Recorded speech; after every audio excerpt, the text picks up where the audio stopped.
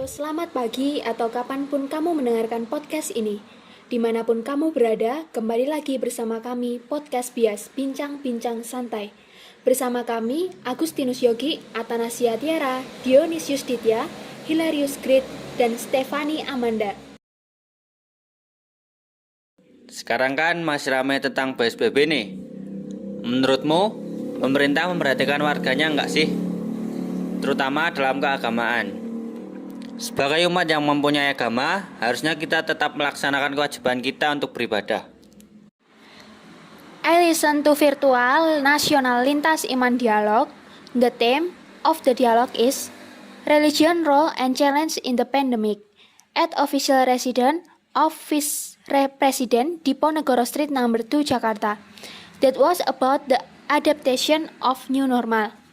The Vice President asks religious figure to never stop reminding the religious believer to always keep the spirit, never give up, and want to understand and obey the health protocol ordered by the governments. Lalu, bagaimana sikap kita untuk menghadapi situasi seperti ini? Sedangkan berdiam di rumah hanya akan membuat diri semakin jenuh. Yang bisa kita lakukan saat ini hanya mengikuti himbauan pemerintah tentang masyarakat melaksanakan ibadah dari rumah melalui live streaming. Aku dengar sekarang konferensi Wali Gereja Indonesia mengatakan para uskup meminta umat Katolik untuk memberikan dukungan berupa gerakan solidaritas membantu masyarakat yang terdampak wabah virus corona atau COVID-19 di masa new normal ini. Para pengelola tempat ibadah telah membuka tempat ibadah, namun sesuai protokol yang berlaku dengan memakai masker dan menjaga jarak 1-2 meter. Wah, sudah bisa ke gereja kita. Tapi, dengan mematuhi protokol kesehatan, tetap menggunakan masker dan jaga jarak. Di situasi seperti ini, apakah sangat berdampak terhadap siklus kehidupan? Di masa pandemi ini, semua aspek kehidupan pasti terkena dampak. Salah satunya adalah aspek ekonomi. Saat ini pemerintah telah membuat berbagai aturan agar penularan wabah virus corona bisa diminimalisir sedikit mungkin. Hal yang paling dikhawatirkan dari aspek ekonomi ini adalah saat melakukan transisi jual dan beli. Dari perkembangan iptek ini kita bisa memanfaatkan teknologi yang ada dalam melakukan transaksi jual beli. Dalam melakukan transaksi jual dan beli, kita bisa memanfaatkan berbagai aplikasi yang tersedia, misalnya Shopee, Tokopedia, dan lain-lain sebagainya. Kita juga bisa memanfaatkan ojek online dalam metode penjualan barang kita, atau melalui media sosial yang kita miliki. Di aplikasi tersebut juga tersedia metode pembayaran melalui e-money. E-money? Apa itu e-money? Stefani, e-money itu merupakan salah satu bentuk uang digital, di mana e-money berfungsi untuk memindahkan data saldo uang yang terkandung pada e-money kita ke komputer atau sistem informasi penjualan.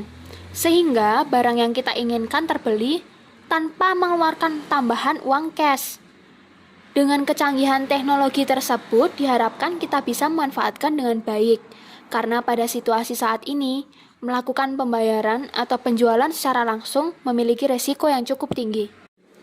Kalau kita pergi belanja kebutuhan pokok, bagaimana cara kita melakukan pembayaran dengan aman tanpa melakukan transaksi secara langsung? Saat melakukan aktivitas di luar, misal makan di restoran, pertokoan, mal, dan lain-lain, kita juga bisa memanfaatkan e-money tersebut dalam transaksi pembayaran. Kita bisa memanfaatkan teknologi yang berkembang di masa sekarang ini. Teknologi di masa sekarang ini semakin maju dan berkembang seiring perkembangan zaman. Di masa pandemi seperti sekarang ini, jadi nggak bisa main futsal dengan teman-teman lagi.